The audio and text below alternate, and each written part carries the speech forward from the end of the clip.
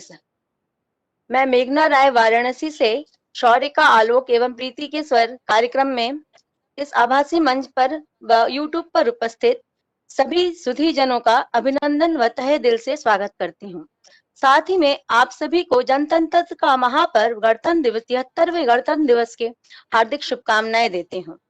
आज Indology foundation के संस्थापक श्री ललित सर और उप संस्थापक श्री प्रवीण सर और साथ में अमन जी, वैशाली जी, सुधांशु जी का भी तहे दिल से आभार व्यक्त करती हूँ कि उन्होंने हमें इस मंच पर आने का अवसर दिया और इस कार्यक्रम को प्रस्तुत करने का अवसर दिया।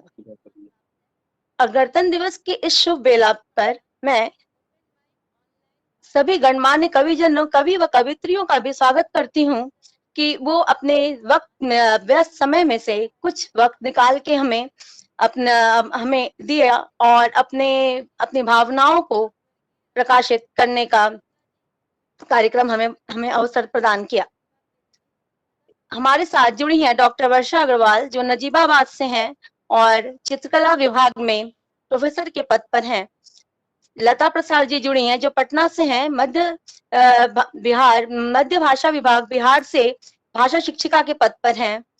फिर स्वयं सत्य प्रकाश अवस्थी जी जुड़े हैं जो उन्नाव से हैं और वर्तमान में वकालत से जुड़े हुए हैं। इसके बाद आदरणीय सपना सीपी साहू जी हैं जो स्वतंत्र लेखिका हैं और इंदौर से जुड़ी हुई हैं। फिर साथ में हमारे साथ जुड़े हैं पूर्वोत्तर विश्वविद्यालय के डॉक्टर भरत प्रसाद त्रिपाठी जी जो हिंदी विभाग के प्रोफेसर हैं। ये सभी अपने अलग अलग क्षेत्र से हैं लेकिन काव्य सर्जन में और साहित्य में अपनी अदम्य लेखनी से प्रकाशित कर रहे हैं। इसके बाद मैं ललित सर को जो इंडोलॉजी फाउंडेशन के संस्थापक हैं मंच पर आमंत्रित करती हूँ अपने हमें व्यक्त करें। सभी को मेरा नमस्कार। वरिष्ठता के क्रम से पिछले एक वर्ष से आप सब लोग जुड़े रहे हैं और वरिष्ठता के क्रम से मैं आदरणीय डॉक्टर सत्य प्रकाश अवस्थी जी, मेघना जी, डॉक्टर भरत प्रसाद जी, लता जी,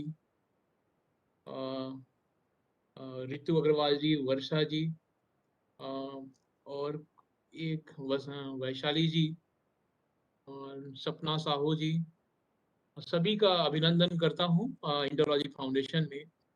और कुछ कहना चाहेंगे कि ये जनवरी का महीना है, साल की शुरुआत हुई है, किंतु जब दिसंबर का महीना चल रहा था तब हम लोगों ने सोशल मीडिया में देखा कि नए वर्ष का आयोजन जनवरी में क्यों हो या ना हो, हम इसे माने या ना माने, इस पर एक एक डिबेट, एक विवाद तो नहीं कह सकते किंतु एक चिंतन मनन, एक डिबेट हो रही थी।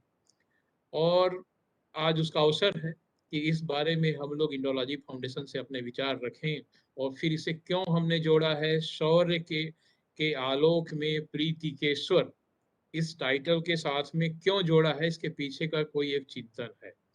तो वो बात ये है कि 1785 अर्थात कितने वर्ष हुए आप लोग हिसाब लगा लें, 1785 में एक अंग्रेज विद्वान भारत आए, विलियम जोन्स। एशियाटिक सोसाइटी उनकी उन्होंने स्थापना की।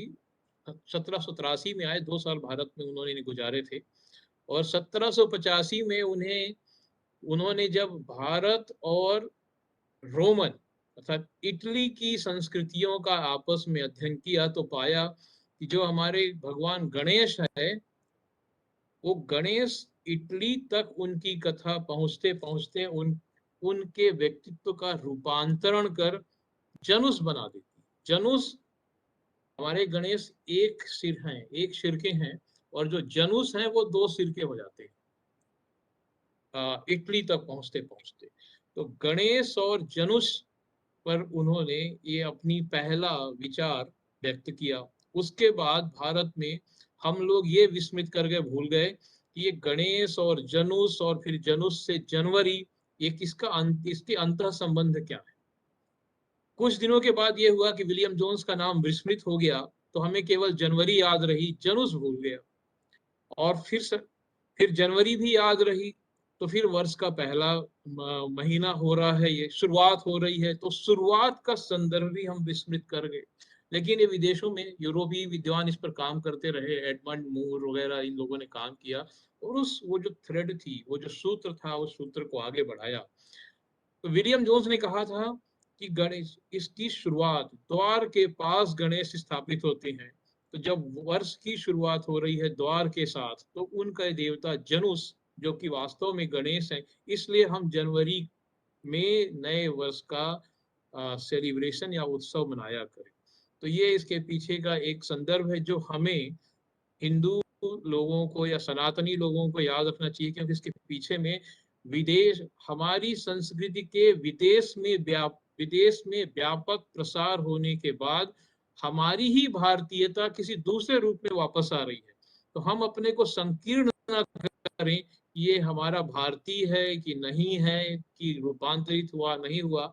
क्योंकि जब भी, कई बार, मैं बहुत पहले जब विद्यार्थी हुआ करता था, जब हमें थोड़ी समझ विकसित हो गई, पहले हम लोग अंग्रेजी का विरोध करते थे शुरू में हम लोग, क्योंकि मैं अखिल भारतीय विद्यार्थी परिषद में था और विरोध किया करते थे, हिंदीवादी थे। किंतु बाद में जैसे जैसे बड़े हो गए, अध्ययन थोड़ा हुआ और इस समझ विकसित हो गई, तो मैं ये कहने लगा था कि जब हम अंग्रेजी जितनी शुद्ध बोलते हैं, हम उतनी ही ज्यादा संस्कृत भी बोलने लगते हैं, क्योंकि अंग्रेजी के शब्द और उसके व्याकरण का विन्यास इस संस्कृत पर ही आधारित है। तो हमें किसी भाषा और संस्कृति से, हमें किसी उत्तेजना में आकर के अपने को सीमित नहीं करना चाहिए कि हमारा प्रत्यक्ष में है, क्योंकि, या नहीं है, क्योंकि अप्रत्यक्षतः हमारा ही होगा, क्योंकि हम सबसे प्राचीन संस्कृति और सभ्यता है। तो हम उस बात को ध्यान रखें थे। तो जनवरी महीने की बारे में मैंने बात कही। दूसरी बात थी शौर्य। तो जनवरी महीना शौर्य का महीना इसलिए है क्योंकि ज्ञान के क्षेत्र में हमारे शौर्य की पताका स्वामी विवेकानंद ने फहराई अमेरिका जा करके इसी महीने 12 जनवरी को। और फिर उन्हीं के विचारों से प्रेरणा लेकर के, उन्हीं, उनके गुरु भाई थे, स्वामी विवेकानंद के गुरु भाई थे, उनसे बड़े थे स्वामी ब्रह्मानंद। स्वामी ब्रह्मानंद और विवेकानंद में दो अलग अलग गुण थे। विवेकानंद लीडिंग पर्सनालिटी थी, नेतृत्व क्षमता के साथ में रखते थे, लेकिन मैनेजमेंट, प्रबंधन की क्षमता स्वामी ब्रह्मानंद की थी। तो उनके गुरु स्वामी रामकृष्ण परमहंस ने दोनों को अलग अलग कार्य दिए। जो जो उनके मठ की, स्वामी रामकृष्ण मिशन की, इसका जो प्रबंधन था, मैनेजमेंट था, स्वामी ब्रह्मानंद को दिया। वही उसके प्रथम अध्यक्ष हैं, फर्स्ट प्रेसिडेंट। और स्वामी विवेकानंद थे जो नेतृत्व कर रहे थे, आगे बढ़ा रहे थे। दोनों के अलग अलग रोल थे। तो स्वामी ब्रह्मानंद से मुलाकात हुई किनकी? सुभाष चंद्र बोस की। और सुभाष चंद्र बोस ने कहा, 15 साल के थे, 15-16 वर्ष के थे वो, कि मैं संन्यास लेना चाहता हूँ।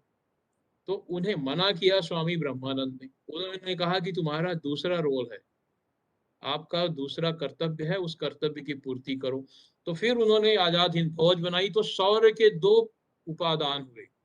एक स्वामी विवेकानंद की वजह, जिन्हें रोमा रोला ने कह दिया है कि वो योद्धा सन्यासी थे।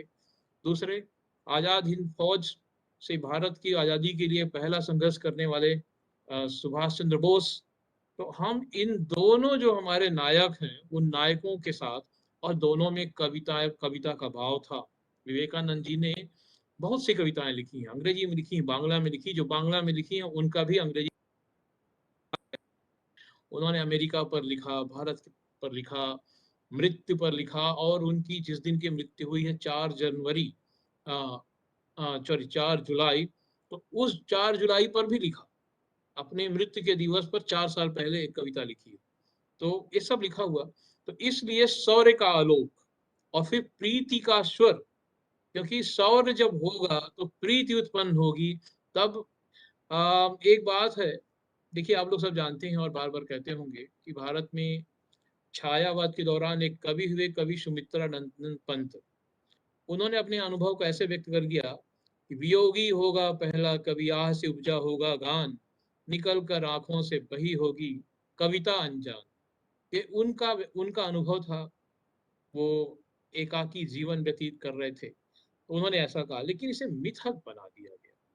कविता केवल वियोगी व्यक्ति या विरही व्यक्ति उसके मनोभाव से नहीं उपजती है। हम कहते हैं हम मिथकों के खिलाफ इंडोलॉजी फाउंडेशन में संघर्ष करते हैं, और मिथकों की जगह उक्त या उखान, जिसे हम गांव में कहेंगे, अपने उत्तर भारत से जो उत्तर प्रदेश से लोग हैं जानते होंगे उखान, उसका हिंदी है उपाख्यान।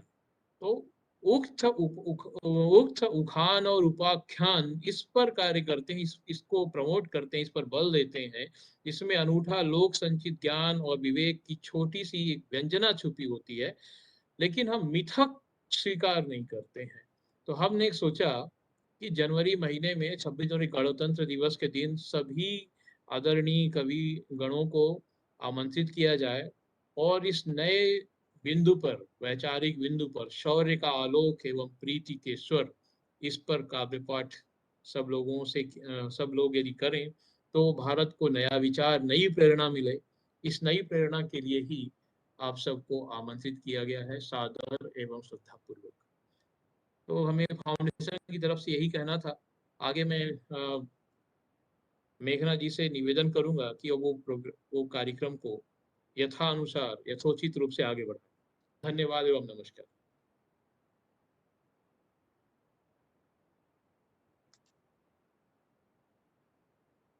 मेघना जी। जी सर, धन्यवाद सर। बहुत अच्छी जानकारी दी, हमें भी बहुत कुछ जानने को मिला। जनुष शब्द का की व्युत्पत्ति सब जानकारी नहीं थी। वियोगी के ऊपर भी बहुत अच्छा संवाद रहा, हमने कभी इस तरह से सोचा भी नहीं था। बहुत अच्छा लगा आपके संवाद सुनकर।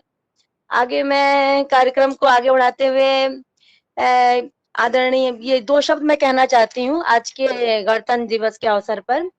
सीमा पर मरने वालों का है देवलोक भी स्वागत करता। सीमा पर मरने वालों का है देवलोक भी स्वागत करता। आरती दीपक थाल लिए वीरों पर पुष्प वृष्टि है करता। शहीदों को नमन। उनको इस कार्यक्रम को आगे बढ़ाते हुए मैं मंच पर बुलाना चाहती हूँ डॉक्टर वर्षा अग्रवाल जी को।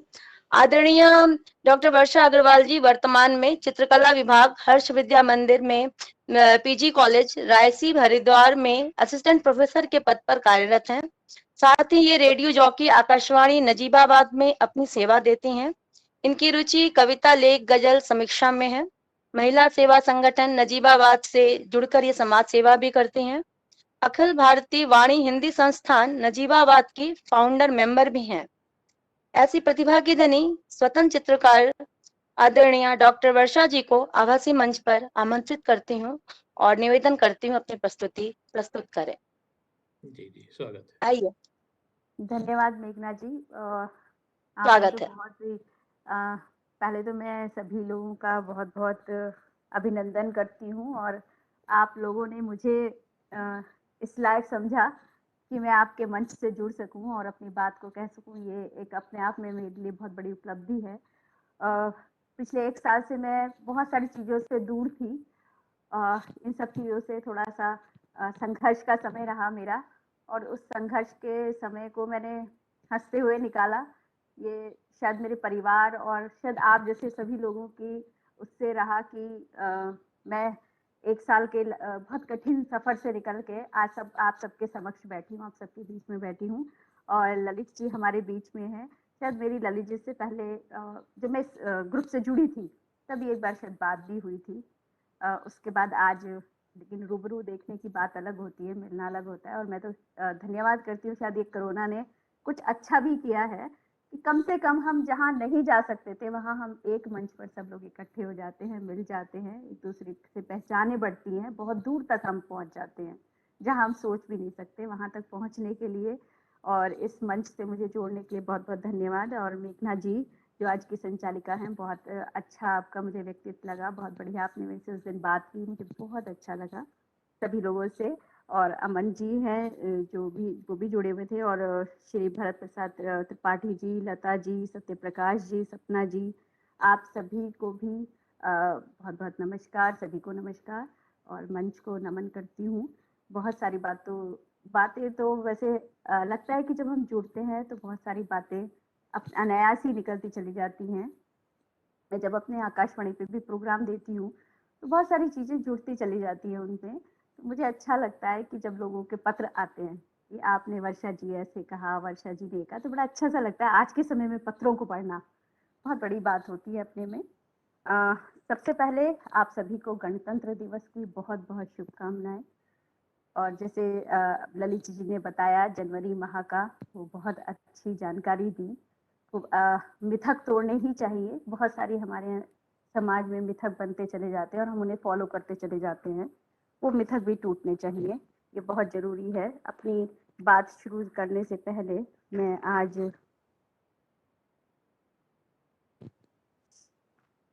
जैसा कि हमारे नजीबाबाद से ही आप सब जानते होंगे, दुष्यंत त्यागी जी जो बहुत बड़े कवि रहे हैं, गजलकार रहे हैं, बहुत अच्छी उन्होंने लिखा है, आप सभी जानते होंगे। तो वो नजीबाबाद के पास में, उनकी 2 लाइनों से शुरू करना चाहूंगी मैं।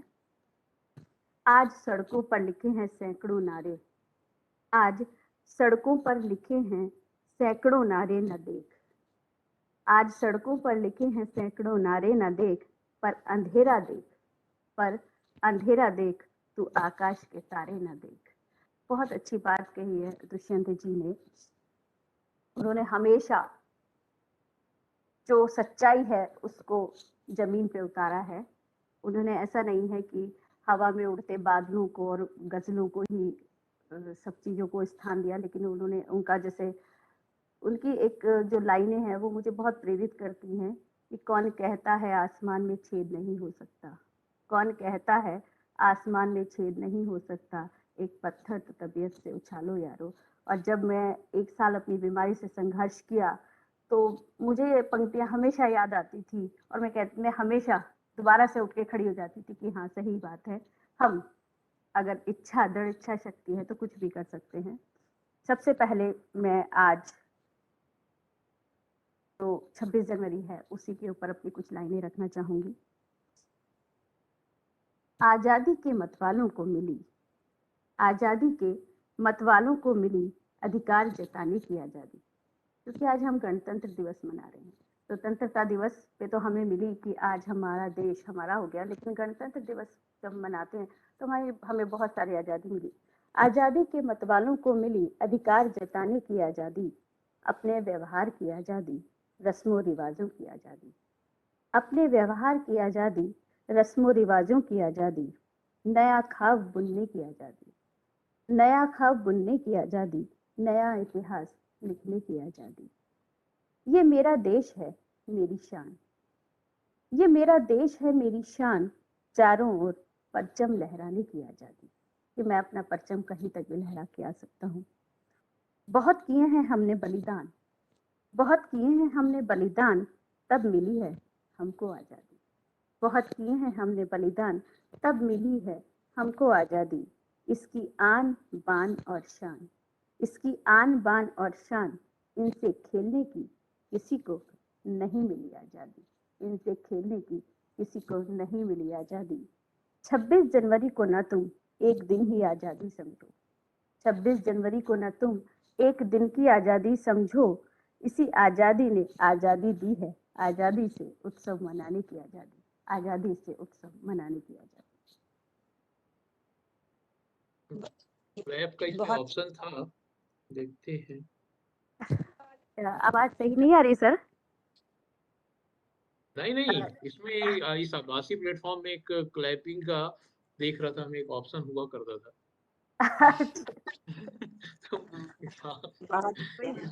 उसका आप सब प्रयोग लोगों ने हम बहुत ध्यान से सुना, उसी के लिए मैं आप सभी का धन्यवाद। सच में क्लैपिंग की जरूरत नहीं। Yes yes right, good, yes धन्यवाद। ये क्लैप ये सभी आप सब लोग जो है इसमें शेयर के जो अगला बटन है, आइकॉन है, उस पर जाएंगे, क्लिक करेंगे तो सारे ऑप्शंस आ जाएंगे, तो हम लोग एक दूसरे की इस तरह से जी बिल्कुल, जो हौसला अफजाई कर सकते हैं। एक जब ये सैनिक जाते हैं अपने परिवार को छोड़कर और एक नई नवेली दुल्हन को छोड़कर जाता है, तब उसके मन के क्या एहसास होते हैं वो मैंने कुछ शब्दों में यूं ही उतारा है। मिलन के बाद बिछड़न का एहसास, क्या किस्मत में, क्या किस्मत में इतना ही मिलन था। मतलब वो उसका पति चला जाता है उसे छोड़ के, और वो शहीद हो जाता है, तब वो उसकी पत्नी कह रही है कि क्या किस्मत में इतना ही मिलन था, क्या किस्मत में इतना ही मिलन था, अभी तो नजरें भरकर देखा भी ना था, अभी तो नजरें भर के देखा भी ना था, दिल को तुम्हारे आगे खोला भी ना था, दिल को तुम्हारे आगे खोला भी ना था।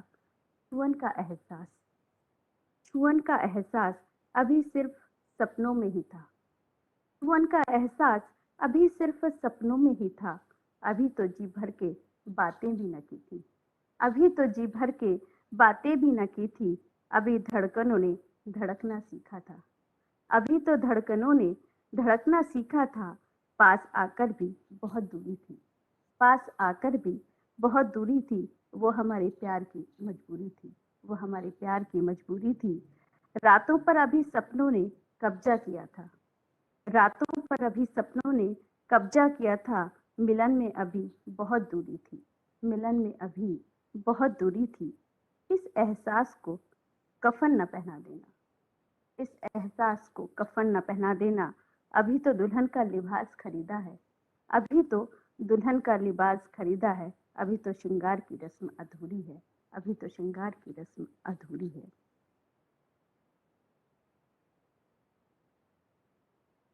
ये एक बहुत ही इमोशनल। जब चलते हैं और देखते हैं कि बहुत बात सारी चीजें ऐसी निकलती चली जाती हैं। एक जैसे अभी 2-3 दिन से बारिश हो रही थी और सभी लोगों ने कहा कि भी बहुत बारिश हो रही है, बहुत बारिश हो रही है। कुछ लोगों ने तो मुझे मैसेज किया कि सूरज सर का सिलेबस कंप्लीट हो गया और वर्षा मैडम एक्स्ट्रा क्लास ले रही हैं। तो कभी ये सब चीजें बड़ी वो हो जाती हैं। तो उसमें छोटा सा मैंने लिखा कि वर्षा को कौन लिख सका, वर्षा को कौन लिख सका भला आज तक, वो तो खुद एक कहानी है। वर्षा को कौन लिख सका भला आज तक, वो तो खुद एक कहानी है। अनेक यादों को समेटे है, अनेक यादों को समेटे है, कभी इठलाती कभी रूठ जाती, कभी इठलाती कभी रूठ जाती, कभी आंसुओं को शिव हलाल जैसे स्वयं पी जाती, कभी आंसुओं को शिव हलाहल जैसे स्वयं पी जाती। अल्हड़ सी कभी, अल्हड़ सी कभी मतलब जब बहुत बरसती है तो वो कभी अल्हड़ सी हो जाती है, तो अल्हड़ सी कभी खुद पर ही इठलाती। कभी कभी वो ऐसा लगता है, हम कहते रहते हैं भाई बारिश रुक जानी चाहिए, रुक जानी चाहिए, लेकिन वो ऐसे मस्त होके बड़ी तेज जब हवा चलती है तो बड़ी अल्हड़ हो जाती है बारिश। तो अल्हड़ सी कभी खुद पर ही इठलाती, अल्हड़ सी कभी खुद पर ही इठलाती, मोर पपिया सब उसके संग, मोर पपिया सब उसके संग करते बहुत धमाल, वर्षा जब आती खिल जाते फूलों के भी गाल, वर्षा जब आती खुल जाते फूलों के भी गाल। मैं मेघना जी से पूछना चाहूंगी। बहुत अच्छा, आपने तो बसंत भी लाने का माहौल बना रही हैं, अच्छा कर रही हैं, बहुत अच्छा। धन्यवाद धन्यवाद। जी जी जी बिल्कुल। क्या मैं मेघना जी से पूछ सकती हूँ, क्या मैं एक रचना और अपनी प्रस्तुत कर सकती हूँ? हाँ हाँ, जरूर जरूर। बिल्कुल मैम। देखिए, प्यार की पराकाष्ठा शायद कोई नहीं कह पाया होगा, लिखा सभी कवियों ने है प्यार के लिए, बहुत कुछ लिखा है, लेकिन थोड़ा सा मैंने लिखा कि ये जब उम्र ढल जाती है, ये वो वाला प्यार है जब उम्र ढल जाती है, बच्चे अपने में चले जाते हैं, अपने अपने कामों में। मेरे बच्चे भी खूब बड़े हो गए हैं, तो अब ये होता है कि पति पत्नी होते हैं, आपस में बात कर रहे होते हैं, तो लगता है बहुत समय है, लेकिन उनका भी कभी होता है कि चलो कहीं दूर चलें और जहाँ आराम से बैठ के बातें करें। तो ये उस समय की है कुछ लाइनें। दूर एक पहाड़ी पर, दूर एक पहाड़ी पर शाम ढले, दूर एक पहाड़ी पर शाम ढले, मोमबत्ती जली हो, मोमबत्ती जली हो, दो जाम छलक जाए, मोमबत्ती जली हो, दो जाम छलक जाए, न पता होगा रात का सन्नाटा, न पता होगा रात का सन्नाटा, न पता होंगी पहाड़ी की तन्हाई, न पता होंगी पहाड़ी की तन्हाई, सिर्फ होंगे दो जिस्म जिनमें होगी एक ही सांस, सिर्फ होंगे दो जिस्म जिनमें होंगी एक ही सांस, पल पल को जी रहे होंगे। मतलब सिर्फ अपनी बातें होंगी, किसी से कोई, उन्हें यही नहीं पता आसपास कौन है क्या है, कुछ नहीं पता। पल पल को जी रहे होंगे, समेट रहे होंगे अनमोल यादों को। पल पल को जी रहे होंगे, समेट रहे होंगे अनमोल यादों को, कि कब हमारी शादी हुई, कब छोटे बच्चे से बड़े हो गए, और कैसे सब चीजों को बिना कुछ बोले, बिना कुछ बोले, बिना कुछ कहे, बिना कुछ बोले, बिना कुछ कहे, अनवरत देखते होंगे एक दूसरे को, अनवरत देखते होंगे एक दूसरे को। प्यार के समंदर की गहराइयां होंगी, प्यार के समंदर की गहराइयां होंगी, उन दोनों के प्यार की, उन दोनों के प्यार की गवाह एक तुम एक मैं, और बस खामोशियां होंगी, और बस खामोशियां होंगी। धन्यवाद। बहुत बहुत खूब मैम, बहुत अच्छा किया। बहुत ही रोमांटिक माहौल बना दिया हाँ, आपने, बहुत ही अच्छा। ये होता है क्योंकि ये सिर्फ मैंने एहसास किया है इसका। थैंक ये यू। बच्चे बड़े हो जाते हैं, और मेरी बिटिया जॉब करती है, बेटा भी बाहर पढ़ रहा है, तो हस्बैंड वाइफ होते तब वास्तव में यही समय होता है जब आप अपनी पुरानी बातों के, बच्चे कैसे बड़े हुए, वो जब बड़े होते जा रहे तब याद नहीं होता, इस समय आके याद होता है, और यही समय होता है जब हम एक दूसरे को समय दे पाते हैं थोड़ा सा। ये एहसास ही तो है जो हमारे कलम की ताकत से पन्नों पर उतर आते हैं। बिल्कुल सब एहसास बिल्कुल है।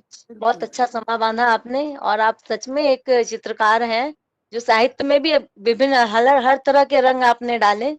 बहुत अच्छा समा बांधा, आजादी से लेकर एक संवेदना से लेकर, बहुत अच्छा लगा। धन्यवाद।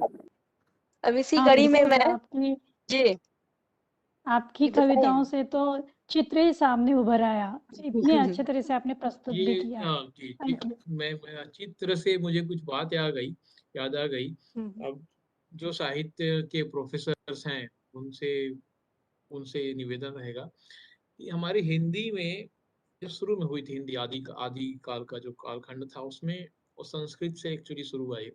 चित्र काव्य लिखे गए, तो चित्र काव्य ऐसे थे कि यदि हम उन्हें कागज में लिखें और उसमें वर्ण और छंदों का इस तरह से क्रम बन जाता है कि यदि कागज में लिखे जाएं तो उससे चित्र बन जाते हैं, तो चित्र काव्य हो गया। तो इस पर मुझे ज्यादा जानकारी नहीं है, बस कहीं पढ़ने को मिला था कि उसमें कविता भी है, भाव भी है, सौंदर्य भी है, साथ ही साथ चित्रमय है। तो शब्द के शिल्प से चित्र बनाए जाएं वो तो एक दूसरी बात है ही है, लेकिन उसे लिख दिया जाए तो लिखने से भी चित्र बन जाता है। ये और दुनिया में कहीं हुआ नहीं है, सिर्फ भारत में ही ऐसी बातें हुई। तो इस पर यदि कोई और या ऐसे कोई चित्र काव्य फिर से शुरू किए जाए, क्योंकि ये 100-200 साल का समय था, 12वीं 13वीं 14वीं शताब्दी के आसपास का, जिस दौरान ये लोग हमारे भारत में प्रतिभा का विकास हुआ, उसके बाद वो प्रतिभा कहीं छुप गई। तो अब तो शब्द और काव्य से ही चित्र हैं, उनकी उनमें सजीव चित्र नहीं है। तो यदि आप लोग शुरू करें इसे तो बड़ा अच्छा होगा। हालांकि मैंने उन चित्र काव्य कुछ पढ़े तो मुझे समझ में नहीं आया कि अभी सिर्फ लिखे तभी समझ में आए। तो हम कंप्यूटर से आगे, अभी तो टेक्नोलॉजी है, तो कोई कवि पढ़ते जाए तो साथ में वो वर्चुअल रियलिटी के थ्रू वैसे चित्र बनते चले जाएंगे। ऐसा सिस्टम बनाया जा सकता सर बिल्कुल बिल्कुल सर। मैं बोलना चाहूंगी अमन जी, वो ललित जी, कि हाँ वास्तव में ये मैंने किया हुआ है। एक्चुअली मेरे कॉलेज में एक प्रोग्राम था, और उसमें सरस्वती वंदना का था, तो उसमें हमने करवाया था कि बच्चे नृत्य कर रहे थे, और नृत्य करते उधर सरस्वती वंदना चल रही थी, और बच्चे नृत्य करते हुए ही सरस्वती की जो पेंटिंग है वो कैनवास पे डांस करते करते ही बना रहे थे। और वो अच्छा। बिल्कुल, और इधर सरस्वती वंदना चल रही थी, और उसका ही फिर रिपीट किया था हमने फिर गणेश वंदना पर। स्टार्टिंग में गणेश वंदना चल रही है और बच्चों ने डांस करते हुए, वो नृत्य करते करते वो गणेश जी की पूरी पेंटिंग कैनवास पे, और वो रंग सिर्फ रखे हुए थे और सिर्फ हाथों से ही बनाना था, ब्रश नहीं यूज करने थे उसमें, वो हाथों से ही बनाई थी। ये सब मैंने किया हुआ है सर कॉलेज में, और बड़ा अच्छा लगा। वो जो भी लोग आए बाहर से तो उन्हें बहुत अच्छा लगा ये चीज। जी जी बिल्कुल अनूठी सी बात है। तो मोमबत्ती के जाम, मोमबत्ती से जाम तक हम लोगों ने सुना। वो आगे मेघना जी। जी सर, इसी कड़ी में अब आगे मैं आदरणीय लता प्रसाद जी को आभासी मंच पर स्वागत करती हूँ। वर्तमान में ये मध्य विद्यालय में भाषा शिक्षिका के पद पर बिहार में कार्यरत हैं। इन्हें हिंदी भाषा साहित्य पर कई सम्मान प्राप्त हुए हैं, जिनमें से कुछ मैं बता रही हूँ यहाँ पर। बिहारी हिंदी साहित्य सम्मेलन द्वारा इनको 36वां, 38वां, 39वां व 40वां महाधिवेशन सहभागिता सम्मान प्राप्त है। बिहारी हिंदी साहित्य सम्मेलन से ही विशिष्ट सेवा सम्मान प्राप्त हुआ है। फिर इन्हें आगे अंग मदद फाउंडेशन द्वारा तिलक माझी राष्ट्रीय सम्मान प्राप्त है। राष्ट्रीय कवि संगम पटना सम्मान, ओपन माइक ऑनलाइन काव्य पाठ सम्मान, बिहार सिविल सोसाइटी द्वारा अंतर्राष्ट्रीय महिला दिवस पर सम्मान, विष्णु प्रभाकर साहित्य सम्मान दिल्ली से प्राप्त हुआ है। साहित्य सरोज स्मृति की ओर से स्वर्गीय राम किशोरी गुप्ता जी स्मृति सम्मान। ऐसी बहुमुखी प्रतिभा के धनी लता प्रसाद, आदरणीय लता प्रसाद जी को मैं आभासी मंच पर आमंत्रित करना चाहती हूँ और आइए अपना प्रस्तुति दें। जी, हेलो आदरणीय लता प्रसाद, आइए मैडम, स्वागत है आपका। जी, आप सबको प्रणाम। मैं बहुत मुझे अच्छा लग रहा है, बहुत खुश हूँ कि आज इतनी दूरी से मैं आपके पटल से जुड़ी हूँ इंडोलॉजी फाउंडेशन के द्वारा। आप सबका नव वर्ष में स्वागत है इस नए वर्ष में, और सबको बसंत मुबारक, क्योंकि मौसम बसंत का आ गया है। सबको बसंत की हार्दिक बधाई जी। बहुत अच्छा उन्होंने जो ये रामकृष्ण मिशन के बारे में सुनाया ललित जी ने, बहुत ही अच्छा लगा कि ब्रह्मानंद और विवेकानंद की जो कुछ संस्मरण थे उन्होंने बताए, बहुत ही खूबसूरत। और मैम की कविता भी बहुत अच्छी थी। एक छोटी सी रचना से मैं काव्य पाठ की शुरुआत करना चाहूंगी कि समंदर से खोज लाता मोती कोई, मैं वो तो नहीं। समंदर से खोज लाता मोती कोई, मैं वो तो नहीं। पहाड़ों को कर जाता फतह कोई, मैं वो तो नहीं। मैं तो बस दिलों में हलचल मचाए रखती हूँ, और सूखे हुए सपनों में नमी बनाए रखती हूँ, और सूखे हुए सपनों में नमी बनाए रखती हूँ। तो इसी के साथ, और मैं पिछले 5 वर्षों से, 5 नहीं अब 6 वर्ष होने वाले हैं, 6 वर्षों से प्रतिदिन रूटीन कविता लिखती हूँ। तो आज की कविता जो हमने लिखा है 4 पंक्ति की मुक्तक है, मैं सुना देना चाहती हूँ कि तथ्य की तस्वीर बनी नहीं, तथ्य की तस्वीर बनी नहीं कभी कहीं, तथ्य की तस्वीर बनी नहीं कहीं, किस्मत की लकीर छिपी नहीं कभी कहीं। गरिमा स्वदेश की बचा ले हम, गरिमा स्वदेश की बचा ले हम जी जान से। संविधान एक है पर विधान सबका एक नहीं, संविधान एक है पर विधान सबका एक नहीं। तो ये मुक्तक जी आज का मुक्तक था, आज आप लोगों तक पहुंचा। और एक कविता मैं आप लोगों को सुनाना चाहती हूँ कि हम किसी भी उम्र पे चले जाएं, मगर एक बच्चा जो है हमारे भीतर कुलबुलाता रहता है, और हमको गुदगुदाता रहता है, बहुत सारे संस्मरणों से जोड़ता रहता है, और हमारे अकेलेपन में भी वो बचपन की यादें आदमी को तरोताजा कर जाता है। तो इसी में मैंने एक कविता लिखा है, आपके और मेरे भीतर। मेरी कविता का शीर्षक है जी कि एक बच्चा कुलबुलाता हुआ आपके और मेरे भीतर है अब भी। एक बच्चा कुलबुलाता हुआ आपके और मेरे भीतर है अभी। वह मांगता है मासूमियत भरे एहसास के क्षण, और चाहता है रूठने पर मनाता रहे कोई। एक बच्चा कुलबुलाता हुआ आपके और मेरे भीतर है अभी। एक बच्चा कुलबुलाता हुआ आपके और मेरे भीतर है अभी। एक सच्ची अनुभूति सहलाती है तुम्हारे और मेरे मन को, एक सच्ची अनुभूति सहलाती है तुम्हारे और मेरे मन को। टूटे हुए खिलौनों की याद दिला जाता वो चोर वो सिपाही धमा चौकड़ी करता हुआ, वो चोर वो सिपाही धमा चौकड़ी करता हुआ आपके और मेरे भीतर है अभी। एक बच्चा कुलबुलाता हुआ आपके और मेरे भीतर है अभी। एक बच्चा कुलबुलाता हुआ आपके और मेरे भीतर है अभी। और अगला बंद देखें कि दादी नानी की हिदायतों में खुद को घोलना कठिन था, दादी नानी की हिदायतों में खुद को घोलना कठिन था। कठिन तो अब भी तंग करती है, और आप कहते हैं नाती बहुत तंग करता है। इस तरह से हम अपने पीढ़ियों के साथ सामंजस्य इस तरह हम करते हैं अपने मजे के साथ, उम्र के हिसाब से, कि दादी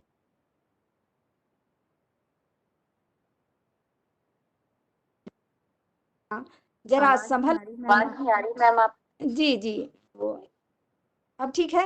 हेलो। हाँ जी, बिल्कुल। जी जी, तो कहेंगे कि दादी नानी की हिदायतों में खुद को घोलना कठिन था, कठिन तो अब भी है नई पीढ़ी की सीट संभालना, और जरा संभल के भी लड़खड़ा जाना और लड़खड़ाते हुए संभलने की कोशिश करना। जरा संभल के भी लड़खड़ा जाना और लड़खड़ाते हुए संभलने की कोशिश करना। दूर तक दिल की गहराइयों में बसी नन्ही शरारतें, दूर तक दिल की गहराइयों में बसी नन्ही शरारतें, आपके और मेरे भीतर है अब भी एक बच्चा कुलबुलाता हुआ, आपके और मेरे भीतर है अब भी एक बच्चा कुलबुलाता हुआ, आपके और मेरे भीतर है अब भी। और एक अगला बंद देखें कि तोतले से शब्द और पोपली मुस्कान, नन्हे बच्चे का भी कहते हैं ना बूढ़ा बच्चा एक समान जी। तो तोतले से शब्द और पोपली मुस्कान अनायास बचपन की दहलीज पर ले जाती, गहरे दुख दर्द को परे धकेल कर, गहरे दुख दर्द को परे धकेल कर झुरमुटों से झांकते सूर्य की तरह, गहरे दुख दर्द को परे धकेल कर झुरमुटों से झांकते सूर्य की तरह आता है तुम्हारा प्रकाश मेरी ओर, फिर जल की भांति आंचल में लपेट कर, फिर जल की भांति आंचल में लपेट कर बचा पाने की कोशिश में कुछ छटपटाहटें, फिर जल की भांति आंचल में लपेट कर बचा पाने की कोशिश में कुछ छटपटाहटें, आपके और मेरे भीतर है अब भी एक बच्चा कुलबुलाता हुआ, आपके और मेरे भीतर है अब भी एक बच्चा कुलबुलाता हुआ, आपके और मेरे भीतर है अभी। और ये अंतिम बंद इस कविता की ध्यान देंगे जरा, तो प्रलय कभी प्रेम का न हुआ है न होगा कभी, प्रलय कभी प्रेम का न हुआ है न होगा कभी, थाम लिया है वक्त ने पतवार और धरती के कोने कोने से गूंजती प्रेम लहरियां सागर से आपस में समाहित होकर सागर से महासागर बनेंगी, और टूटे फूटे कड़वे मीठे, टूटे फूटे कड़वे मीठे अनुभवों का पुलिंदा खुलने की कोशिश में आपके और मेरे भीतर है अब भी एक बच्चा कुलबुलाता हुआ, आपके और मेरे भीतर है अब भी एक बच्चा कुलबुलाता हुआ, आपके और मेरे भीतर है अब भी एक बच्चा कुलबुलाता हुआ, आपके और मेरे भीतर है अभी। जी बहुत शुक्रिया, बहुत बहुत सुंदर, बहुत बहुत सुंदर। सुंदर, कुलबुलाता हुआ। बहुत ही खूब। सच में एक बच्चा हर किसी में होता है। हम लोग बहुत ही सभी खूब, बचपन थैंक में यू। लौट गए। बिल्कुल बिल्कुल। और और अगर समय हो तो एक कविता मैं और सुना दूं। ये बसंत की बिल्कुल, आहट, हम लोग बसंत ऋतु में प्रवेश कर गए हैं, और तो बसंत की आहट मेरी कविता का शीर्षक है कि शरद अब सरक रहा ग्रीष्म सा है छा रहा, शरद अब सरक रहा ग्रीष्म सा है छा रहा, ओस पर विजय हुई अब बसंत आ रहा, ओस पर विजय हुई अब बसंत आ रहा, अब पीत पात झड़ रहे हैं नव पल्लव का आगमन हुआ, पीत पात झड़ रहे हैं नव पल्लव का आगमन हुआ, चहचहा रहा है पंछी खुशी के गीत गा रहा, चहचहा रहे हैं पंछी खुशी के गीत गा रहे, श्वेत आसमान में लालिमा सी छा रही, और खुशियां अनंत है आ गया बसंत है, खुशियां अनंत है आ गया बसंत है, समस्त सृष्टि जाग रही जागता दिगंत है, समस्त सृष्टि जाग रही जागता दिगंत है, रेशमी वस्त्र पर रंग नया चढ़ रहा। देखिए अब सब पीले वस्त्र की तलाश में लग गए हैं कि मुझे पंचमी को पहनना है, तो रेशमी वस्त्र पर रंग नया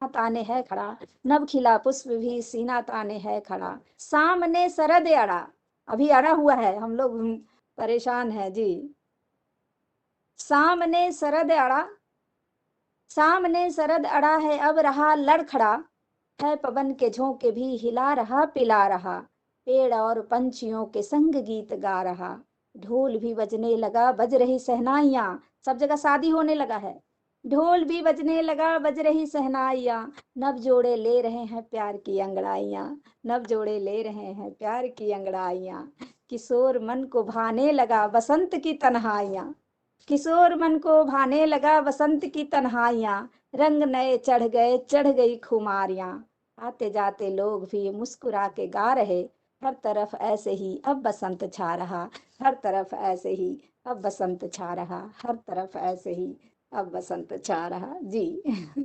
बहुत शुक्रिया, आप लोगों ने बहुत ही बढ़िया। बहुत अच्छा आपने कहा। जी शुक्रिया।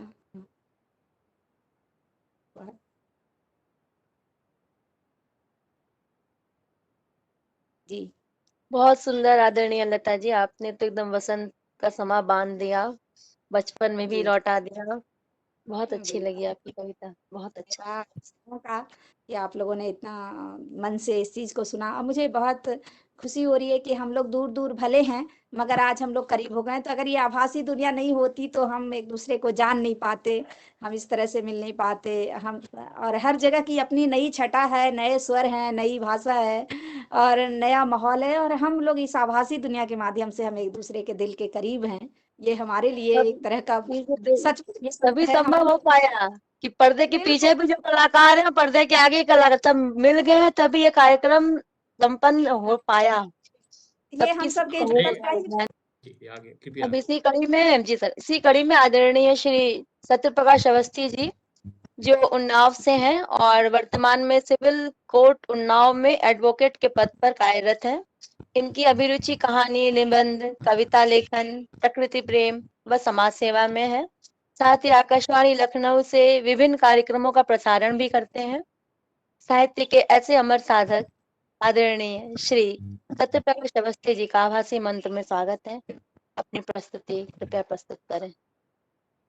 बिन कहे चले गए अनन्य रम्य मार्ग पर, बिन कहे चले गए अनन्य रम्य मार्ग पर, धरा विकल गगन शिथिल प्रणम्य वह सहज विमल। हमारा सभी का दायित्व है कि जिनकी वजह से हम आज आजाद हवा में सांस ले रहे हैं, उनको कम से कम ये दो अवसर ऐसे आते हैं 15 अगस्त और 26 जनवरी को, सभी को याद करना चाहिए और नमन करना चाहिए। बिन कहे चले गए अनन्य रम्य मार्ग पर, धरा विकल गगन शिथिल प्रणम्य वह सहज विमल। अनन्य कीर्ति रश्मियां, अनन्य कीर्ति रश्मियां दिगंत तक जला करें, सपूत मातृभूमि के बढ़े चले अजस्र में, सपूत मातृभूमि के बढ़े चले अजस्र में। अगली पंक्तियां हैं ललित सर। बना के वज्र तन बदन, बना के वज्र तन बदन, जला दिलो बलिदान की, अनंत भाल राष्ट्र हित जिए वो सूर साहसी।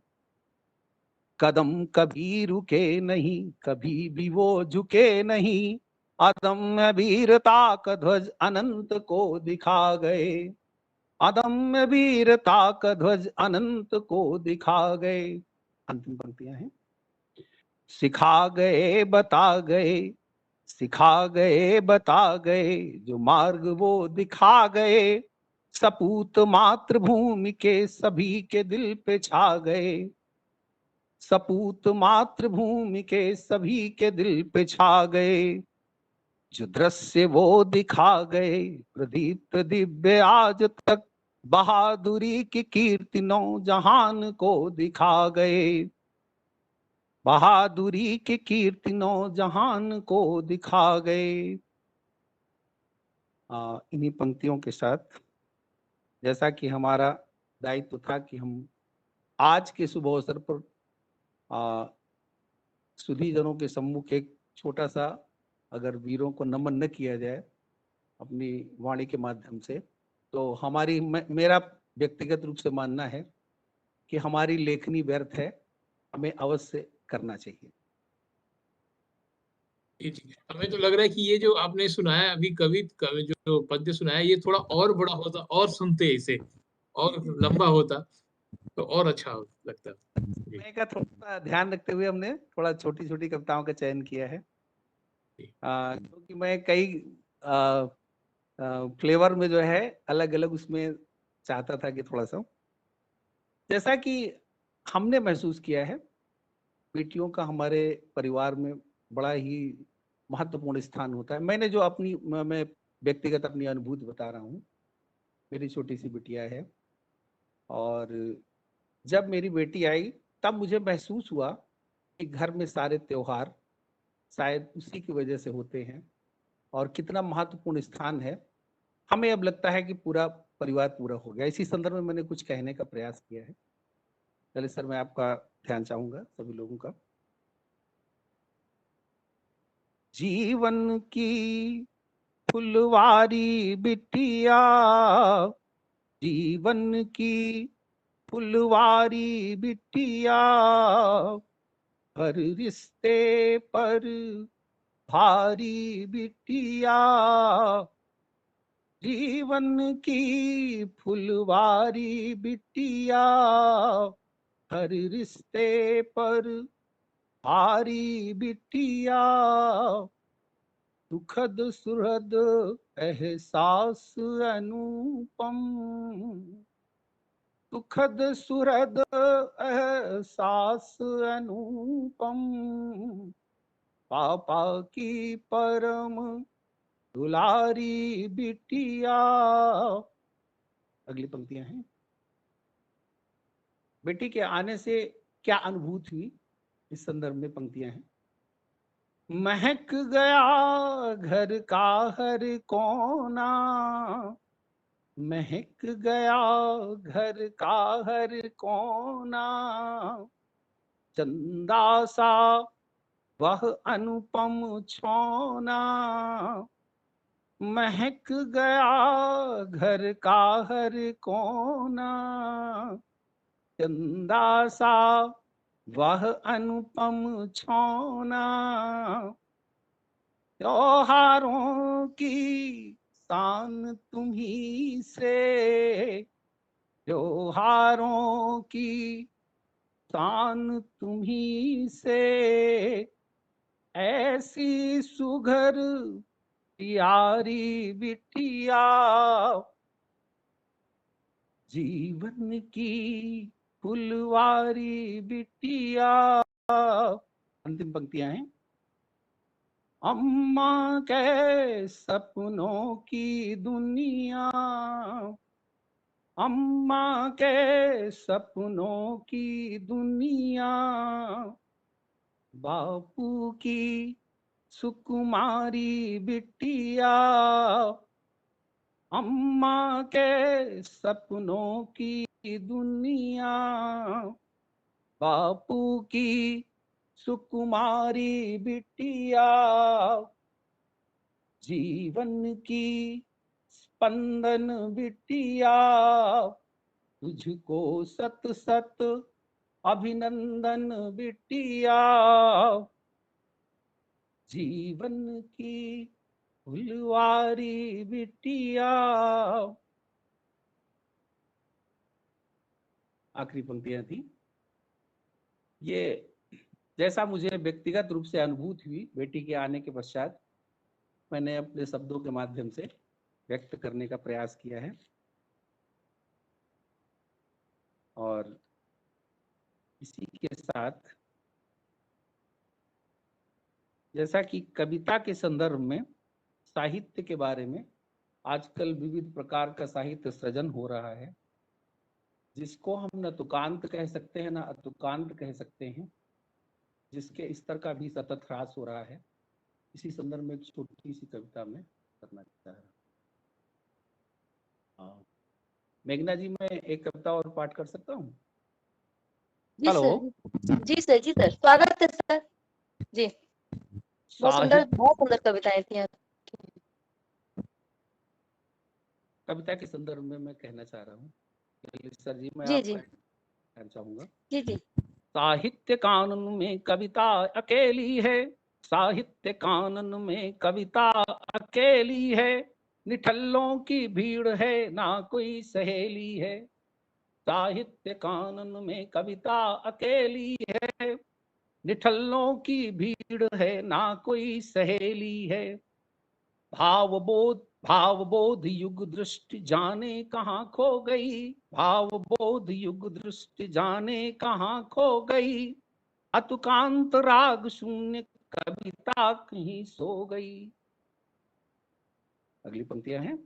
प्रयोगों की बाढ़ बीच काव्य अप्रयोज्य हुआ, प्रयोगों की बाढ़ बीच काव्य अप्रयोज्य हुआ, आत्ममुग्ध कविवर हुए राग कहीं रो रहा, आत्ममुग्ध कविवर हुए राग कहीं रो रहा। झूठे प्रतिमान लिए, झूठे प्रतिमान लिए, अध कचरा ज्ञान लिए, काव्य के प्रणेता बन भटके इंसान मिले। झूठे प्रतिमान लिए, अध कचरा ज्ञान लिए, काव्य के प्रणेता बन भटके इंसान मिले।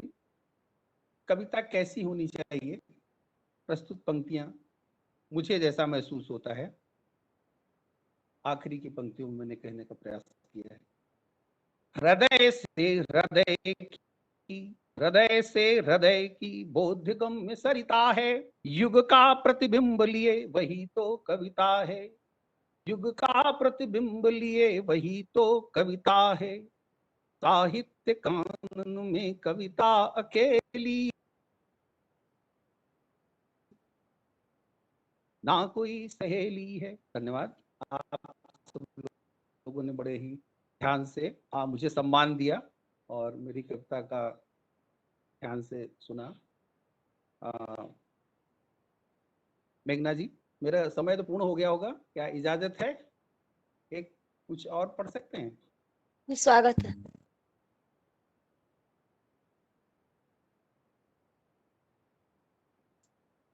एक अपनी कविता जो मैं लिखता हूँ उसके संदर्भ में कुछ विचार आया मुझे लिखने के लिए, इस संदर्भ में मैंने लिखने का प्रयास किया है। देखिए कैसा लगता। अपने जब बेगाने होंगे, अपने जब बेगाने होंगे, गीत सभी अफसाने होंगे। अपने जब बेगाने होंगे, गीत सभी अफसाने होंगे। अपनों की महफिल में जब, अपनों की महफिल में जब रिश्ते खून किए जाएंगे, छोटे से जीवन को पाकर, छोटे से जीवन को पाकर जब भी दर्द पिए जाएंगे, साच कहूं यारा, साच कहूं ऐ मेरे यारा, मेरे गीत सुने जाएंगे, साच कहूं। अगला बंद है।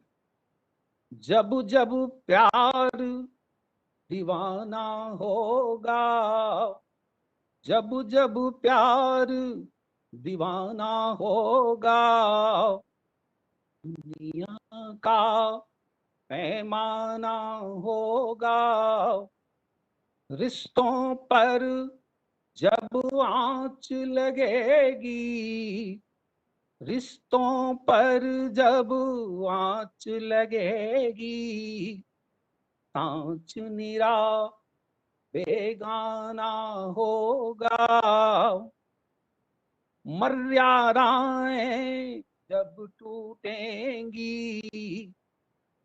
मर्यादाएं जब टूटेंगी, आशाएं जब जब रूठेंगी, दर्द भरे मेरे गीतों को तब तब यहाँ गुना जाएगा, सांच कहूं है मेरे यारा।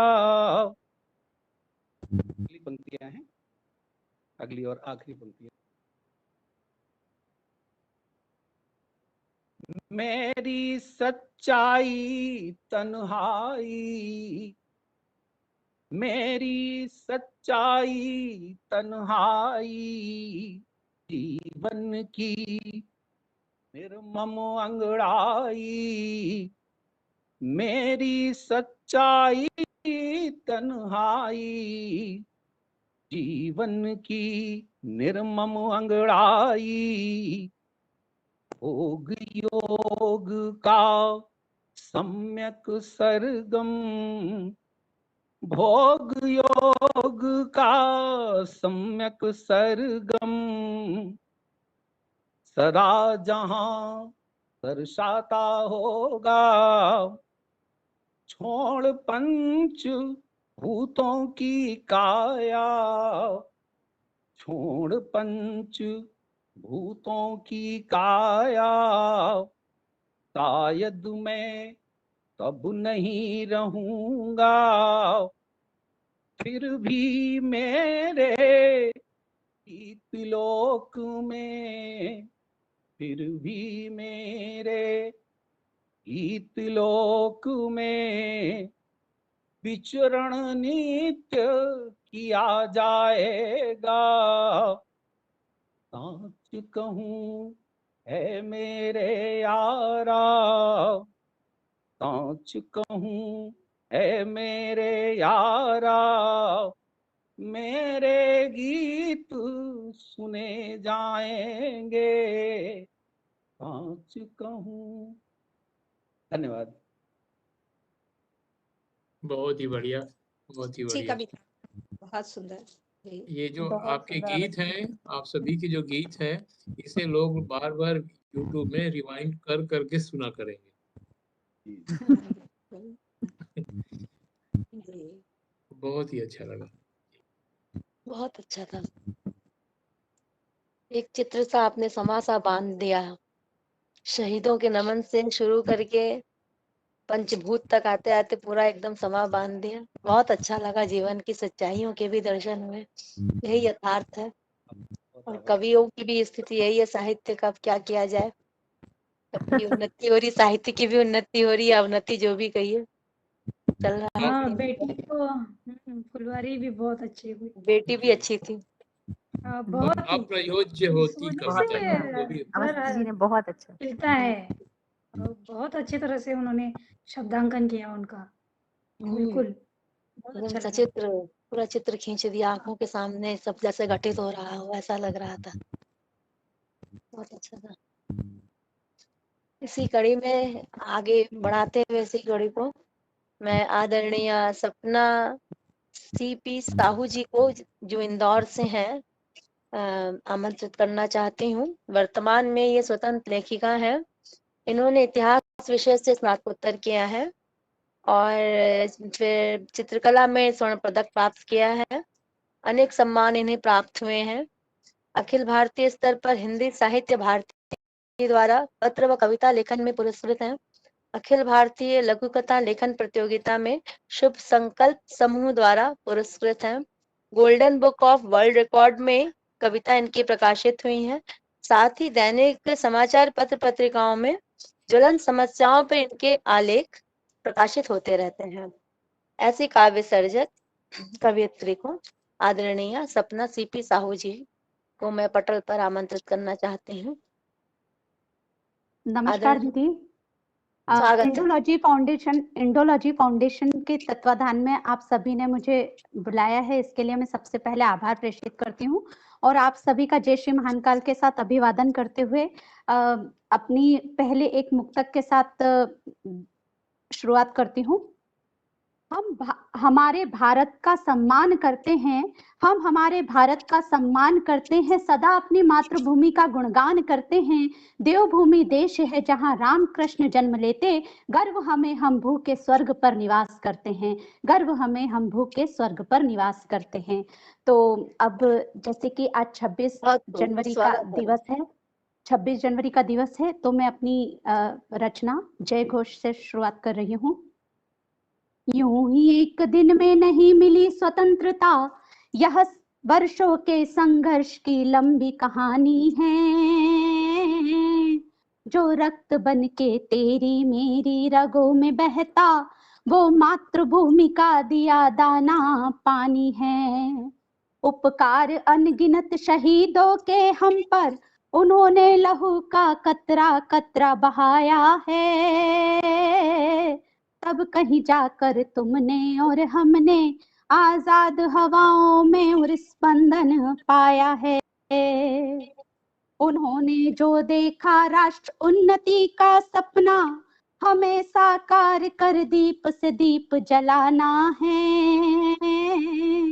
नव चेतना के संचार से नव भारत बना, कौशल विकास औद्योगिकी बढ़ाना है।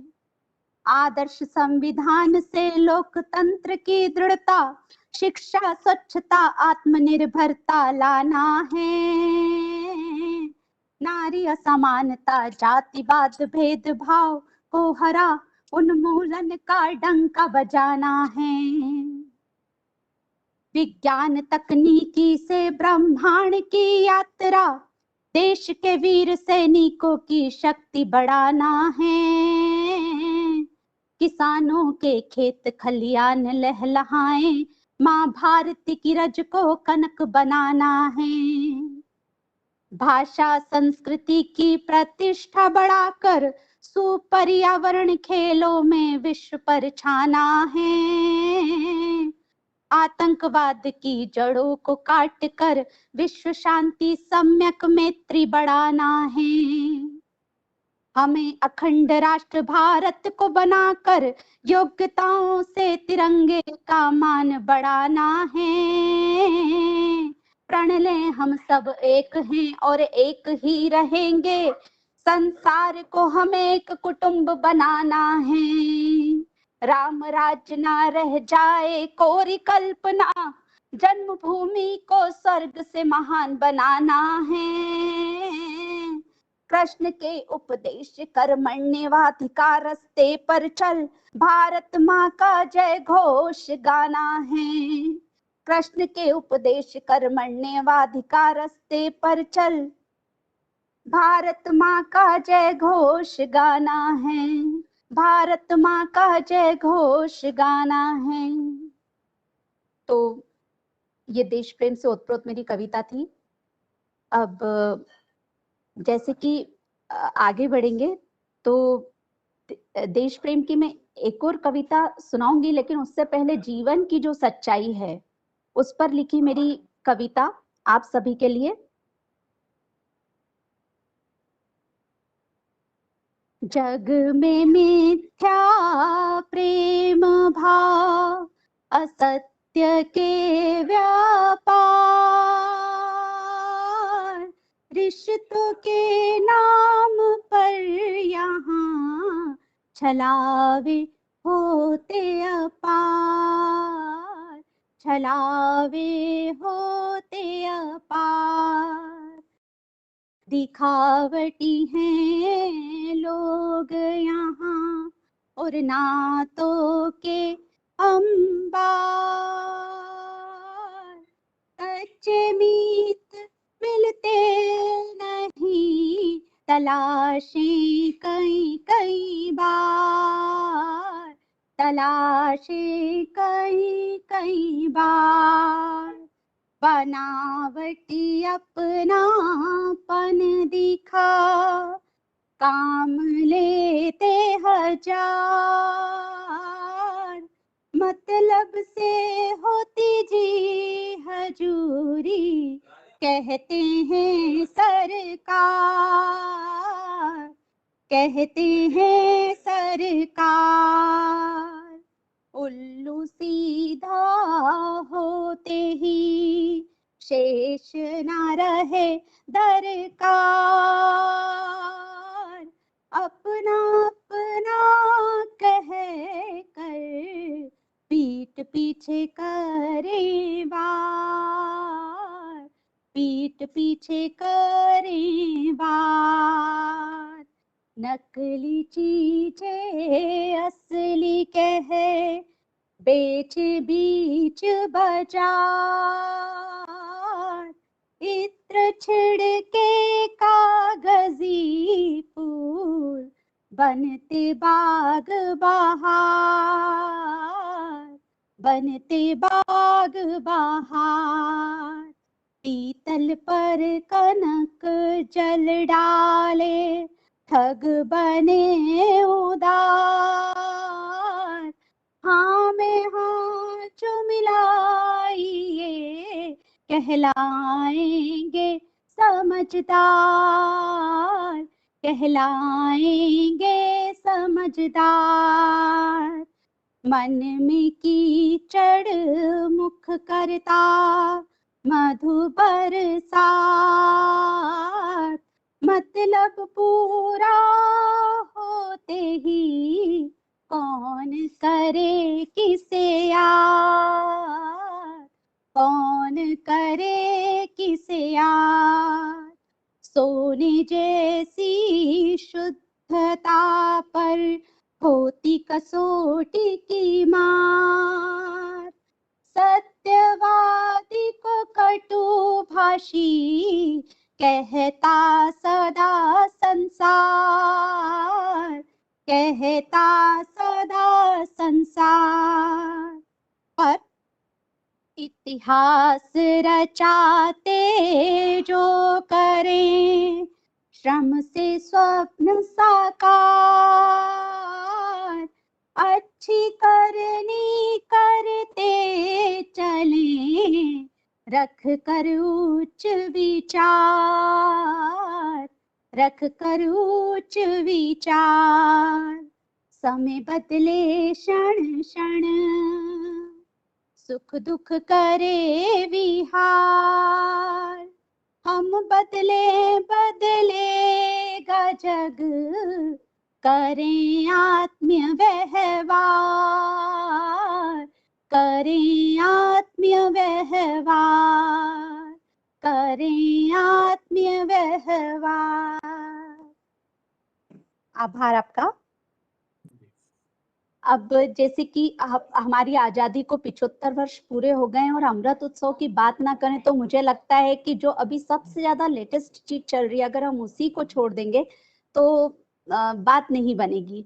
तो एक मेरा गीत आजादी के 75वें वर्ष को समर्पित आप सभी के समक्ष, अमृतोत्सव। आजाद भारत अमर रहे, हमारा तुम्हारा, तुम्हारा हमारा, राष्ट्र हित में हर कर्तव्य निभाए, विश्व गुरु हो देश हमारा। आजाद भारत अमर रहे, हमारा तुम्हारा, तुम्हारा हमारा। आजादी के दीवानों को याद कर शीश झुकाएं, जात पात को भूलें, एकता के सूत्र में बंध जाएं। नारी सम्मान की बातें बस बातें ना रह जाएं, सब हो समान तो हो सार्थक अमृत उत्सव हमारा। आजाद भारत अमर रहे, हमारा तुम्हारा, तुम्हारा हमारा। आर्थिक उन्नति करें, औद्योगिक क्रांति लाएं, राष्ट्र उन्नति हेतु हम सब आगे आए। संविधान का हो पालन, स्वच्छ भारत बनाएं, आत्मनिर्भर हो जो भारत, तो सार्थक अमृत उत्सव हमारा। आजाद भारत अमर रहे, हमारा तुम्हारा, तुम्हारा हमारा। देश की भाषा संस्कृति का हम सम्मान बढ़ाएं, देश के जवान किसान विज्ञान जय जयकार पाएं। पर्यावरण सुधार, खेलों में विश्व परचम फैलाएं, आतंकवाद का हो खात्मा, विश्व मैत्री बढ़ाएं। वसुधैव कुटुंबकम से, वसुधैव कुटुंबकम से हो सार्थक अमृत उत्सव हमारा। आजाद भारत अमर रहे, हमारा तुम्हारा तुम्हारा हमारा। राष्ट्र हित में हर कर्तव्य निभाए, विश्व गुरु हो देश हमारा, विश्व गुरु हो देश हमारा, विश्व गुरु हो देश हमारा। धन्यवाद। आशा है आप सभी को मेरी कविताएं पसंद आई होगी, गीत भी पसंद आया होगा। जी जी बिल्कुल। बहुत ही सुंदर। विश्व गुरु बनेगा भारत हाँ। हमारा। बहुत विश्व लयबद्ध, गुरु बनेगा भारत। बहुत सुंदर, जी, बहुत ये अच्छी आप लोग आवाज कविता आपका। में बहुत ही सुंदर तरीके से बताया कि भारत कैसे विश्व गुरु बनेगा। बहुत ही अच्छा बिल्कुल लगा सुन के। बहुत ही अच्छी सुंदर। कविताएं, सभी अच्छी ही भारत का बिल्कुल। पूरा अमृत महोत्सव का आपने दर्शन हाँ, करवाया। दर्शन आभार करवा दीदी। दिया। बहुत ही अच्छा, मतलब हाँ, उनके भारत के ऊपर की कविता शब्द सब बहुत ही खिल रहे हैं, सुंदर, अच्छे लग बिल्कुल रहे हैं। बिल्कुल। आभार बहुत दीदी। सुंदर, बहुत अच्छा समा बांध दिया थैंक यू, आपने। थैंक यू फॉर बहुत दिस। अच्छा हाँ, लगा। या हाँ, आभार दीदी। इतनी बढ़िया कविता के लिए बहुत धन्यवाद। बहुत अच्छा लगा। इसी कड़ी में मैं आगे आमंत्रित करना चाहती हूँ आदरणीय प्रोफेसर भरत प्रसाद त्रिपाठी जी, जो वर्तमान में पूर्वोत्तर पर्वतीय विश्वविद्यालय शिलोंग में हिंदी भाषा में प्रोफेसर के पद पर कार्यरत हैं। आलोचना पर इनकी 8 पुस्तकें प्रकाशित हैं। कविता की समकालीन संस्कृति, बीहड़ चेतना का पथिक, मुक्तिबोध, प्रतिबद्धता की नई जमीन, बीच बाजार में साहित्य, सृजन की 21वीं सदी, देसी पहाड़, परदेसी लोग, इस पर इनको पुरस्कार भी मिला है। नई कलम, इतिहास रचने की चुनौती और चिंतन की कसौटी पर गद्य कविता, कहानी संकलन इनके, और फिर एक गीत इस पर पुरस्कृत हुए हैं, और 24 किलो का भूत। काव्य संग्रह एक पेड़ की आत्मकथा पर पुरस्कार इन्हें प्राप्त हुआ है। बूंद बूंद रोती नदी, पुकारता हूँ कबीर, समकाल की आवाज। संपादित पुस्तकें इनकी 3 है, बचपन की धरती, धरती का बचपन, प्रकृति के पहरेदार, कहानी की नई सदी। मलखान सिंह सिसोदिया कविता पुरस्कार 2014 में इनको मिला। वर्ष 2011 में युवा शिखर सम्मान शिमला द्वारा इन्हें प्राप्त हुआ। वर्ष 2008 में अंबिका प्रसाद दिव्य स्मृति प्रतिष्ठा पुरस्कार प्राप्त हुआ। मासिक पत्रिका जनपद के 2 विशेषांकों का इन्होंने संपादन किया है। कविताओं का नेपाली, मराठी, अंग्रेजी व बांग्ला भाषा में अनुवाद किया है। साहित्यिक संस्था पूर्वागान के अध्यक्ष व पूर्वागान ई पत्रिका के प्रधान संपादक भी हैं। ऐसे हिंदी के पुरोधा काव्य सर्जक को मंच पर मैं आमंत्रित करती हूँ, आदरणीय श्री डॉक्टर भरत प्रसाद त्रिपाठी जी। जी स्वागत है। पहले मैं काफी देर से आप लोगों को सुन रहा हूं, बहुत धैर्य से सुन रहा हूं, और मुझे लग रहा है कि गणतंत्र दिवस पर रागात्मक कविताओं का पाठ ही सबसे प्रिय होता है, कर्णप्रिय होता है, अच्छा भी लगता है। इसके पहले हमारे सभी कवियों ने बहुत मन से, बहुत रुचि से, पूरे राग के साथ जिस तरह से काव्य पाठ किया है, बेशक वो हमारे गणतंत्र दिवस के सम्मान में दी गई एक अनमोल उपहार की तरह है। यहाँ पर इस समय मेघना राय जी उपस्थित हैं, और इसके साथ साथ हमारे प्रिय कवि जिन्होंने अपनी अपनी कविताएं सुनाई हैं। आपके मंच के माध्यम से पहली बार यहाँ मैं प्रस्तुत हो रहा हूँ। बेसिकली आज चूंकि गणतंत्र दिवस है, तो इस अवसर पर आज़ादी के सम्मान में, आज़ादी के वीरों के सम्मान, शहीदों के सम्मान में जो कुछ प्रस्तुति की जाए वो बहुत कम होता है। देश अपने आप में एक बहुत बड़ा आदर्श है, एक बहुत बड़ा भौगोलिक क्षेत्र तो है ही, एक बहुत बड़ा विचार, एक बहुत बड़ा संकल्प, त्याग, बलिदान और इतिहास सबसे मिल करके एक देश बनता है। तो इसलिए उसके सम्मान में जितने तरह के रचनात्मक पुष्प खिल सकते हैं, चाहे वो गीत के माध्यम से, कविता के माध्यम से, या फिर अन्य किसी माध्यम से, वो सब अपने आप में अनूठे होते हैं, बड़े महत्व के होते हैं। हमारे बीच में अभी एक प्रिय कवि ने अपनी प्रस्तुति दी, मैं यहाँ नाम नहीं याद कर पा रहा हूँ।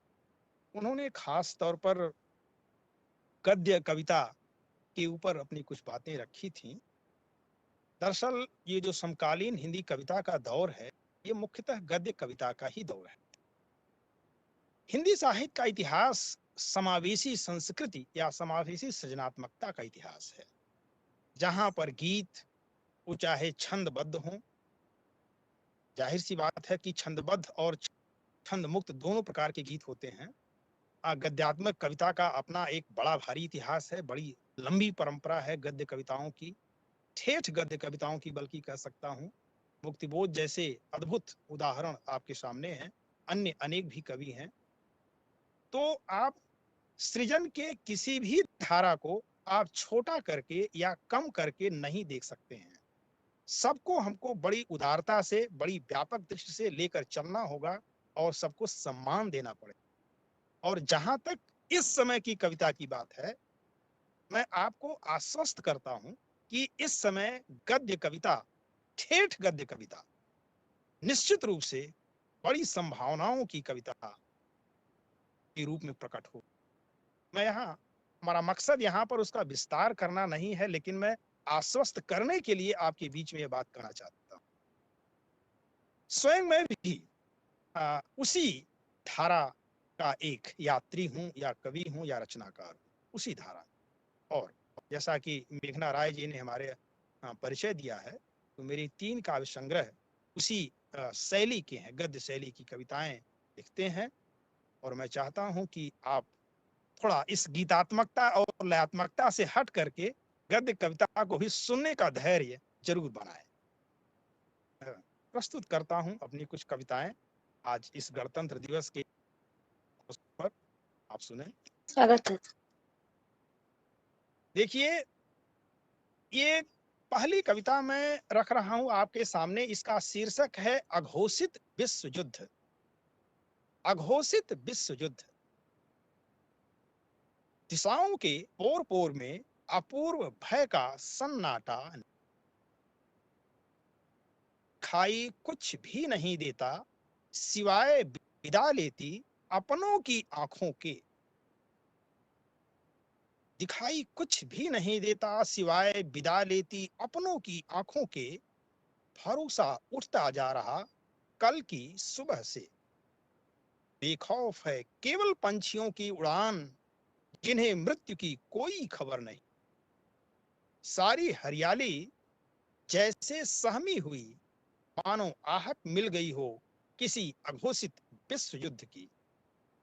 पृथ्वी के पैरों में कांटे चुभ गए हैं, लड़खड़ाकर नाचती हो जैसे सूर्य की परिक्रमा करते हुए।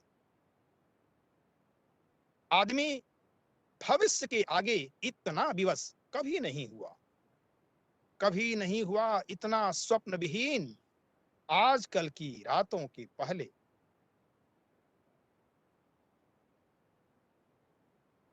कभी नहीं हुआ इतना स्वप्न विहीन आजकल की रातों के पहले।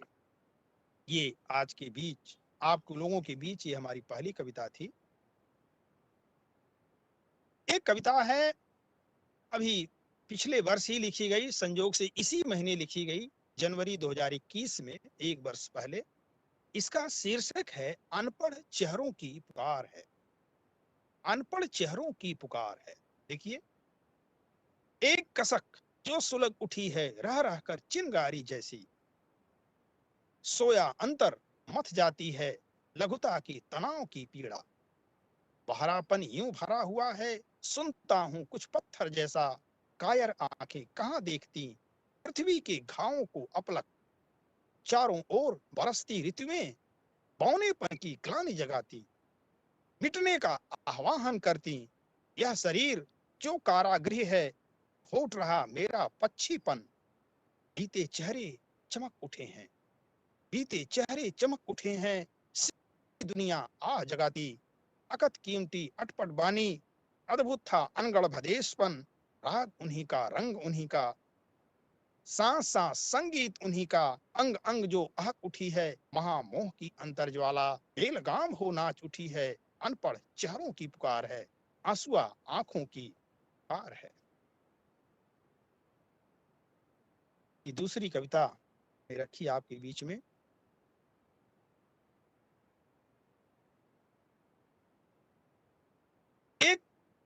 कविता है, देखिए ये प्रायः जो कविताएं हम लिखते हैं वो हमारी सिर्फ कविताएं नहीं होती हैं, वो निश्चित रूप से कहीं न कहीं आप तक पहुंचने का आह्वान करती हैं या आपके भीतर का दरवाजा खटखटाना चाहती हैं, वो आपकी होना चाहती हैं कविताएं।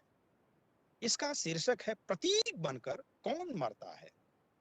प्रतीक बनकर कौन मरता है, कहाँ रह गए हैं शब्दों के अर्थ, बड़े से बड़े अर्थ अब अर्थ कहाँ रहे, सिर से पांव तक भिगो दें जो शब्द, ऐसे शब्दों के अर्थ मर्म अब कहाँ खो गए, नजरों में नजर अब नजर नहीं आती, गायब है चेहरे में से चेहरा, चुप्पी का अर्थ किसी को सुनाई कहाँ देता है, झुके हुए हाथ न उठते हैं न उठाते हैं, कायर से कदम न बढ़ते हैं न बढ़ाते हैं, समय कुसमय बोलती रहने वाली जुबान अब बोलती ही कहाँ है, हो चुकी है आग अपने नए नए अर्थ, हो चुकी है आग अपने नए नए अर्थ, जीवित रहने का मकसद केवल जीवित रहना है, इतिहास बनता जा रहा चिंगारी की तरह जीने वाला आदमी, इतिहास बनता जा रहा चिंगारी की तरह जीने वाला आदमी, घटने लगे हैं जीते जागते उदाहरण, अकाल पड़ गया है एक से बढ़कर एक मिसालों का, अपना अपना नाम अमर करने के फैशन में, अपना अपना नाम अमर करने के फैशन में गुमनामों को कौन जीता है, प्रतीक बनकर। मैं सबका आभार व्यक्त करता हूँ। और आज के इस प्रस्तुति की अंतिम कविता, क्योंकि मैं देख रहा हूं समय काफी हो चुका है, 5:43, अभी धैर्य पूर्वक हम एक दूसरे को सुन रहे हैं और इसका एक अलग आनंद तो है ही, लेकिन सर बहुत अच्छा, आप बहुत अच्छा कह रहे हैं। कोई नहीं, जब अच्छा वाचन होता है तो सुनने में कोई समय की ऐसी बाध्यता नहीं लगती है, अच्छा लगता है सुनना। एक कविता है आपके बीच में, ये कोरोना काल के दौरान की लिखी हुई कविता है। कोरोना काल के दौरान आपने देखा कि न जाने कितने लोग अपने और अपने नहीं भी काल कलवित हो गए, मृत्यु के शिकार हो गए। तो इसमें एक साधारण मनुष्य जिसकी मृत्यु हो चुकी है, लेकिन उसकी आत्मा अभी मरी नहीं है, मतलब शरीर तो मृतक हो गया लेकिन उसकी आत्मा पुकारती है हम सबको। उसी के जुबान में मैंने एक कविता लिखी है, इसका शीर्षक है मृतक का कबूलनामा। कोरोना काल के दौरान एक मृतक का क्या कबूलनामा है, उसको जुबान देते हुए मैंने कविता लिखी है, मृतक का कबूलनामा। देखिए, अभी तो हमें अनगिनत सपने बोने थे, मर गया है बहुत कम उम्र में, 45-40 साल की उम्र में मर गया। अभी तो हमें अनगिनत सपने बोने थे, अभी तो कल्पना ने बीज लेना शुरू किया था, इरादों में बिजली दौड़ने की उम्र अब आई थी, उम्मीदें लहलहाने का मौसम अब लौटा था, कोशिशें तो अब साकार होती, जीवन को अमृत से बढ़कर पीना, जीवन को अमृत से बढ़कर पीना अभी अभी जाना था, पृथ्वी के पीछे पीछे भागते हुए खुद को ढूंढना अभी अभी सीखा था। अन्न में कितना ईश्वरपन छिपा हुआ है, अन्न में कितना ईश्वरपन छिपा हुआ है, कितने रहस्य छिपे हैं सभ्यताओं के, महसूस करना बाकी था। हम तो सदा के लिए चल दिए, मृतक कहता है, हम तो सदा के लिए चल दिए, मेरे सारे लगाव छटपटा रहे हैं घर पर, मेरे हौसले मेरी चिता पर जलने से मना कर रहे हैं, मेरे हौसले मेरी चिता पर जलने से मना कर रहे हैं, मेरा संकल्प न मरने की जिद किए बैठा है। क्या कहूं नेह के धागों का, क्या करूं नेह के धागों का, मेरे साथ मिटना ही नहीं चाहते, जला दो मेरा शरीर मेरी चिता पर, जला दो मेरा शरीर मेरी चिता पर, छूट ही जाऊंगा माटी की गुमनाम गंध में, जो अन्न के बहाने फिर लौटती है। वाह, बहुत बच्चों अच्छा। बच्चों की किलकारियों में लिपट ही जाऊंगा अपनों के आंसुओं के साथ, लिपट ही जाऊंगा अपनों के आंसुओं के साथ, जो विदा करते समय मिट्टी में गिरी थी, मैं मरूंगा कैसे, मेरे बच्चों ने मुझे वापस आने की कसम दिलाई थी। क्या बात, बहुत खूब सर, बहुत अच्छा। ये बहुत है जीवंत, मेरी बहुत गद्य ही की सेंटिमेंटल, बहुत बहुत ही सुंदर, सेंटिमेंटल, बहुत ही अच्छी आप में स्पर्शी बहुत ही अच्छी सच में। और आपकी हर ये हर बात किसी सुन के ने मुझे भी याद देखा आया है। कि आपने तो अभी रख दिया यहाँ निकाल कर। मंगल जी, आप हमें पूर्ण विराम की तरफ ले चलेंगे। इसी बीच प्रवीण जी को कुछ कहना होगा। जी सर, प्रवीण सर को आमंत्रित करते हैं मंच पे। पहले तो मैं इंडोलॉजी फाउंडेशन की तरफ से डॉक्टर भरत प्रसाद त्रिपाठी जी का, वर्षा अग्रवाल जी का, श्रीमती लता जी का और सत्य प्रकाश अवस्थी जी का और सपना साहू जी का